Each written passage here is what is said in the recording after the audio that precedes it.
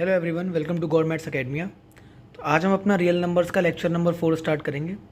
Last lecture में, lecture number 3 में हमने देखा था कि कैसे दो रैशनल नंबर्स के बीच में अगर हमें एक रैशनल नंबर निकालना हो तो हम किस तरीके से निकालते हैं। ठीक है, हम उन दोनों रैशनल नंबर्स को प्लस करके हाफ कर देते हैं, बस हमारा रैशनल नंबर आ जाता है। अब अगर हमें रैशनल नंबर निकालने हो 5, 6, 7, 8 या 10 या 12, तो हम किस तरीके से निकालेंगे उस बारे में डिस्कस करते हैं। तो सबसे पहले तो हम टाइप 1 देखेंगे। टाइप 1 के क्वेश्चंस होते हैं जिनमें डिनोमिनेटर हमारा सेम हो। ठीक, जैसे अगर पहले वाले पार्ट की बात करें तो पहले वाले पार्ट में हमारा डिनोमिनेटर 4 है, दूसरे वाले पार्ट में हम डिनोमिनेटर अपॉन में 1 कर सकते हैं, तीसरे वाले पार्ट में पॉइंट हटेगा तो दोनों के डिनोमिनेटर में 10 आ जाएगा।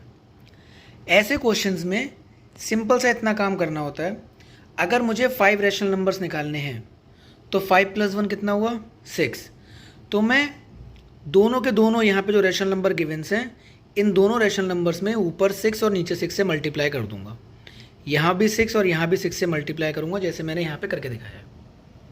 तो 1/4 मेरा क्या बन जाएगा, 6/24, एंड 3/4 मेरा क्या बन जाएगा, 18/24। अब सिंस हम छोटी क्लासेस में पढ़ के आ चुके हैं, अगर फ्रैक्शंस के बेस सेम हो तो उनको अगर हम असेंडिंग ऑर्डर में लगाना चाहें तो हम ऊपर के छोटी से बड़ी वैल्यू की तरफ जा सकते हैं। तो अगर 6 से 18 की तरफ मैं जाऊंगा तो 6 से 18 की तरफ बहुत सारे नंबर मुझे मिल गए। 7/24, 8/24, 10/24, 11/24, 16/24, 12/24। मुझे 5 बताने, मैंने कोई से भी 5 वहाँ पे सिलेक्ट करके अपना आंसर लिख दिया। ठीक है, ईजी है ये हमारे पास। सिमिलरली 1 और 2 के बीच में निकालना था, 6 रैशनल नंबर्स ही निकालने हैं, तो हमने 1 को 1/1 लिखा। 1 की मल्टीप्लाई हमने 6 के साथ में करी, ऊपर वाले 1 की मल्टीप्लाई भी 6 के साथ में करी, ये 6/6 आ गया। सिमिलरली इस 2/1 के साथ में भी यही करा, ये 12/6 आ गया। अब हमें देखना है 6 और 12 के बीच में कितने नंबर आ रहे हैं। 6 के बाद में देखो 7 है, 8 है, 9 है, 10 है, 11 है, हमने उन सबको इस तरीके से लिख दिया, अपॉन में 6 लिख दिया। ये हमारे रिक्वायर्ड रैशनल नंबर्स हमारे सामने आ गए। थर्ड वाला क्वेश्चन आप खुद कर सकते हैं, मैंने पॉइंट को फ्रैक्शन में कन्वर्ट करके दिखा दिया है। इसको एक बार आप देखिए और कमेंट में अपना आंसर बताइएगा। ठीक, अब हम अपना सेकंड टाइप देखेंगे। So let's start our type 2। Type 2 में क्या होगा कि हमारा डिनोमिनेटर इस बार डिफरेंट होगा। ठीक है, जैसे मैंने यहाँ पे क्वेश्चन लिखा हुआ है, तो वहाँ पे पहले में डिनोमिनेटर 2 है, दूसरे में डिनोमिनेटर 3 है। तो जो ऐसे क्वेश्चंस में सबसे पहले हमको डिनोमिनेटर को कॉमन करना पड़ता है, डिनोमिनेटर को सेम बनाना पड़ता है।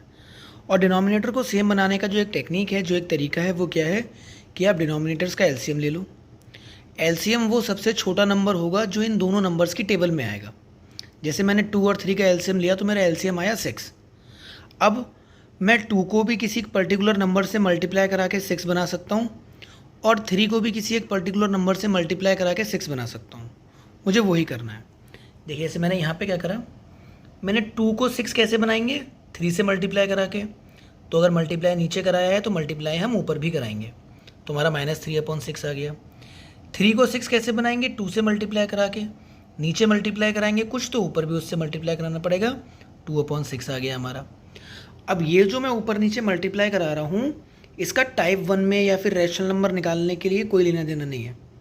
ये अभी हम सिर्फ इनको लाइक फ्रैक्शंस में या फिर डिनोमिनेटर सेम बनाने की कोशिश कर रहे हैं।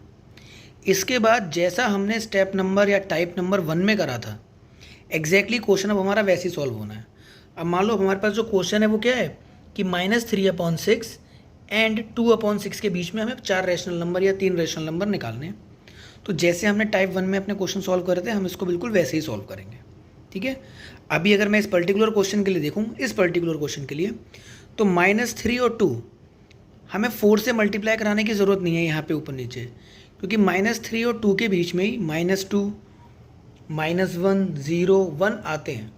तो हमको 3 चाहिए थे, हमको ऑलरेडी 4 मिल गए। तो यहाँ पे ऊपर नीचे 4 से मल्टीप्लाई कराने की ज़रूरत नहीं पड़ी। अगर पड़ेगी तो हम उस तरीके से ही सॉल्व करेंगे। अब हम इन्हीं क्वेश्चन को करने का मेथड 2 देखते हैं। ठीक है, एक बात हमें हमेशा याद रखनी है कि डिनोमिनेटर हमको सेम बनाना ही पड़ेगा। मतलब इन द एंड जो हम क्वेश्चन सॉल्व करने की कोशिश करेंगे वो हमेशा हमारे पास टाइप 1 की फॉर्म में होना चाहिए। अब क्वेश्चन ये था कि हमारे पास लास्ट वाले मेथड में कि अगर मुझे 5 रैशनल नंबर्स निकालने थे तो मैं ऊपर नीचे दोनों में 6 से मल्टीप्लाई करा रहा हूँ, 7 निकालने थे तो 8 से मल्टीप्लाई करा रहा हूँ।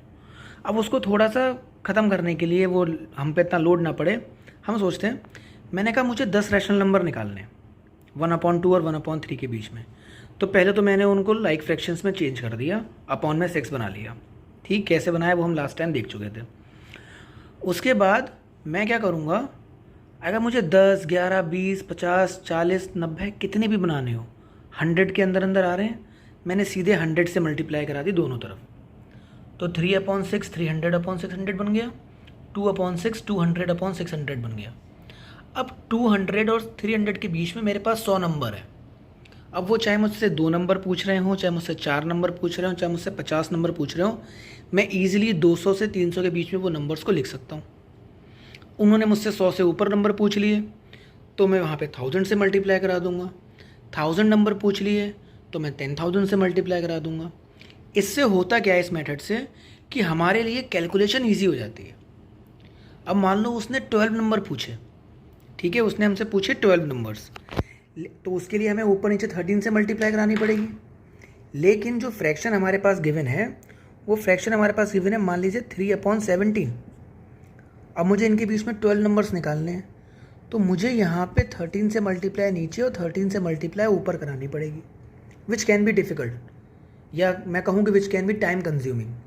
तो ये करने से अच्छा हम क्या करते हैं, ऊपर भी 100 से मल्टीप्लाई करा दो, नीचे भी 100 से मल्टीप्लाई करा दो, या 10 से मल्टीप्लाई करा दो। दूसरा नंबर मान लेते हैं, वो हमारे पास दे दिया उसने 9/17, 100।